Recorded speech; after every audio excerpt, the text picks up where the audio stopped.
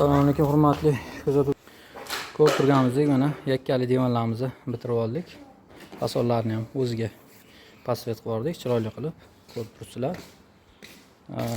Bu yakkali sanduli divanimiz bitdi. Xudo xolasa. Ko'rib turganimizdek ichlari ochiladi bemalol. Mana hozirgina bitirdik. Ko'rib turganingizdek. Hop, buni bozordagidan farqi mana tagiga mustahkam narsa qo'yganmiz. Hozir buni isbotini qilamiz. Chiq. Mana yur bemalol.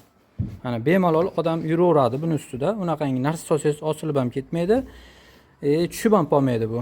Bozordagidan farqi shu, mustahkam tagiga ham qalin narsa qo'yilgan buni. Agar dib qo'yadigan bo'lsangiz, odam buni yura olmaydi ustida.